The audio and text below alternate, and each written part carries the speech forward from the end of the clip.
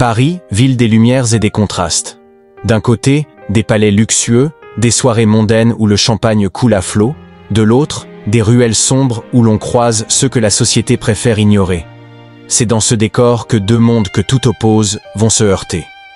Lui, Mathieu Deschamps, un magnat de la finance, habitué à obtenir tout ce qu'il désire d'un simple claquement de doigts. Elle, Élise Garnier, une jeune femme brisée par la vie, contrainte de survivre dans la rue après avoir tout perdu. Une nuit, un pari insensé va les lier à jamais.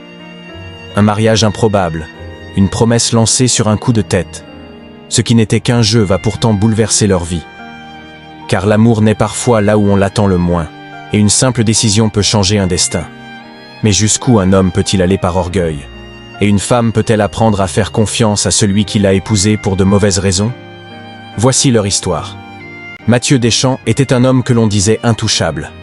À 32 ans, il dirigeait un empire financier colossal, possédant des hôtels de luxe, des restaurants étoilés et des boîtes de nuit exclusives à travers l'Europe.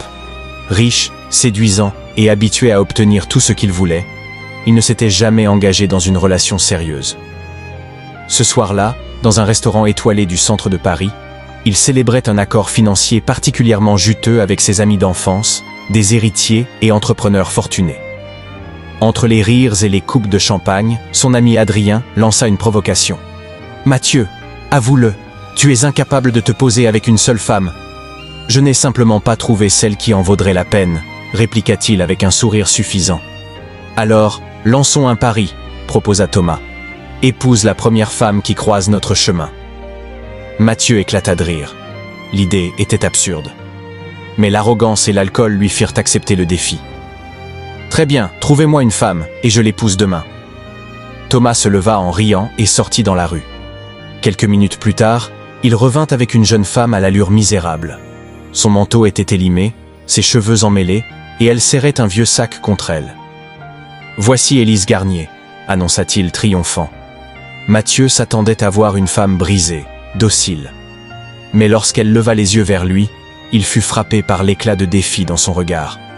« Pourquoi ferais-je ça ?» demanda-t-elle, méfiante.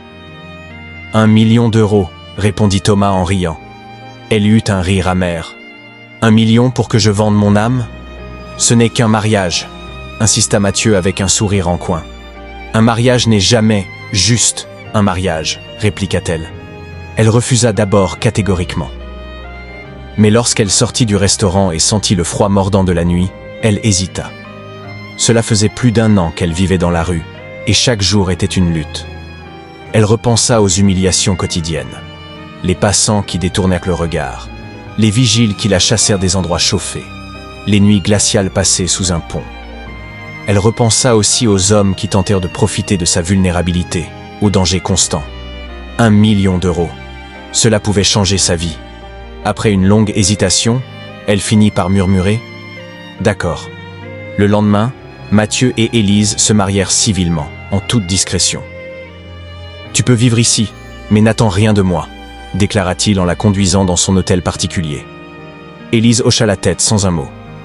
Durant les premiers jours, elle resta en retrait. Mathieu l'observait à distance, persuadé qu'elle chercherait à profiter de sa richesse. Mais à sa grande surprise, elle se contentait de lire dans la bibliothèque et passait des heures à jouer du piano. Il fut intrigué par sa façon d'être, par cette dignité qu'elle gardait malgré tout. Il avait connu des femmes qui cherchèrent à l'impressionner par leur beauté ou leur intelligence. Mais Élise ne cherchait rien. Elle ne le flattait pas, ne lui demandait rien. Un soir, alors qu'ils dînaient ensemble, elle éclata de rire à l'une de ses blagues. « Je n'aurais jamais cru que tu serais aussi agréable à vivre, » avoua-t-elle. « Je n'aurais jamais cru que tu serais capable d'autre chose que de me mépriser, » répliqua-t-il en souriant. Petit à petit, il apprit à voir au-delà de son apparence initiale. Elle était cultivée, dotée d'un humour mordant et d'une intelligence fine. Il se surprit à vouloir la faire rire, à chercher sa présence dans la maison. De son côté, Élise découvrit un homme bien différent du playboy arrogant qu'elle imaginait. Derrière son masque de froideur, il y avait un homme qui avait grandi dans un monde de superficialité et qui, peut-être, cherchait quelque chose de vrai. Un soir, après une journée passée ensemble dans son hôtel particulier, elle se surprit à l'observer discrètement, alors qu'il était absorbé par un dossier. Il n'était pas simplement riche et séduisant. Il était passionné par ce qu'il faisait, déterminé, et d'une loyauté farouche envers ceux qu'il aimait. C'était la première fois qu'elle ressentait quelque chose pour un homme. Puis, il y eut ce moment où, lors d'un gala, elle le vit refuser poliment l'approche d'une femme magnifique, préférant retourner à sa table où elle l'attendait. « Pourquoi as-tu fait ça ?» lui demanda-t-elle plus tard. « Parce que c'est toi que j'avais envie de voir », répondit-il simplement. Cette phrase resta gravée dans son esprit. Un soir, alors qu'il devait partir pour un voyage d'affaires, Élise murmura « Reste avec moi ». C'était une supplication qu'il ne pouvait pas ignorer. Il la prit dans ses bras et l'embrassa avec une passion qu'il ne s'était jamais autorisée. Cette nuit-là, elle lui appartint totalement, non plus par obligation, mais par choix. Le matin, en la regardant dormir, il comprit qu'il était tombé amoureux. 1 an après leur mariage, il l'emmena dans le même restaurant où tout avait commencé. « Pourquoi ici ?» demanda-t-elle en souriant. Il sortit une boîte en velours et la posa devant elle. « Ce pari n'était qu'un jeu. Aujourd'hui, je veux que ce soit réel. Élise Garnier, veux-tu m'épouser ?»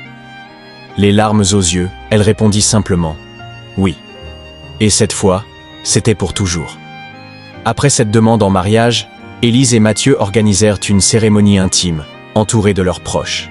Cette fois, il ne s'agissait plus d'un pari insensé, mais d'un engagement sincère et profond. Le jour de leur mariage, Élise portait une robe blanche fluide, élégante et sobre, qui mettait en valeur sa beauté naturelle. Mathieu, vêtu d'un costume parfaitement taillé, n'avait d'yeux que pour elle. Lorsqu'elle s'avança vers lui, il sentit son cœur se serrer. Il n'aurait jamais imaginé que la femme qu'il avait épousée sur un coup de tête deviendrait l'amour de sa vie. « Je t'aime », murmura-t-il en lui glissant l'anneau au doigt. « Moi aussi », répondit-elle avec émotion. Après leur mariage, ils emménagèrent dans une magnifique villa en dehors de Paris, un lieu paisible où Élise pouvait enfin s'épanouir pleinement. Elle se remit à la musique et donna des cours de piano à des enfants défavorisés. Mathieu, de son côté, continua de gérer son empire, mais avec une approche différente. Il finança plusieurs associations venant en aide aux sans-abri, touchés par ce que sa femme avait vécu. Leur amour devint plus fort chaque jour. Mathieu était aux petits soins pour elle, tandis qu'Élise lui apportait une stabilité et une sincérité qu'il n'avait jamais connues. Quelques années plus tard, leur bonheur s'agrandit avec la naissance de leur premier enfant, une petite fille prénommée Camille. Mathieu, qui n'aurait jamais cru être prêt à devenir père, se révéla être un papa attentionné et protecteur. « Je n'ai jamais eu peur de prendre des risques dans ma vie, mais je crois que je n'ai jamais autant eu peur qu'en tenant ce petit être dans mes bras », avoua-t-il à Élise, les yeux brillants d'émotion. « Tu seras un père formidable », lui assura-t-elle en caressant tendrement sa joue. 2 ans plus tard, ils accueillirent un petit garçon, Louis, qui fit le bonheur de la famille. Leur maison résonnait de rires et de cris joyeux, une atmosphère que Mathieu n'aurait jamais imaginé connaître un jour. Un soir, alors qu'ils regardaient leurs enfants jouer dans le jardin, Mathieu prit Élise dans ses bras et murmura « Si quelqu'un m'avait dit il y a quelques années que je trouverais tout mon bonheur dans une famille, j'aurais ri. » « Et maintenant ?» demanda-t-elle en souriant. « Maintenant, je sais que je n'échangerai cette vie pour rien au monde. » Ils s'embrassèrent tendrement, conscients d'avoir trouvé ce qui comptait le plus. Un amour vrai, une famille unie et un avenir rempli de promesses. Et c'est ainsi qu'Élise, autrefois sans abri, et Mathieu, le millionnaire insouciant, bâtirent ensemble une vie dont ils n'auraient jamais osé rêver. L'amour ne se mesure ni à la richesse, ni aux apparences. Il se trouve dans les petits gestes, dans la sincérité des cœurs et dans la capacité à voir au-delà des préjugés. Mathieu et Élise étaient destinés à ne jamais se rencontrer, et pourtant, le hasard, ou peut-être le destin, a décidé autrement. Ce qui avait commencé comme une farce s'est transformé en une histoire d'amour authentique, prouvant que les sentiments les plus purs peuvent naître dans les circonstances les plus inattendues. Cette histoire nous rappelle qu'il ne faut jamais juger une personne sur son passé ou sur sa situation actuelle. Derrière chaque regard fatigué, chaque silhouette brisée, il y a une histoire, une douleur, un espoir. Et parfois, un simple acte de bonté peut être le premier chapitre d'un nouveau départ.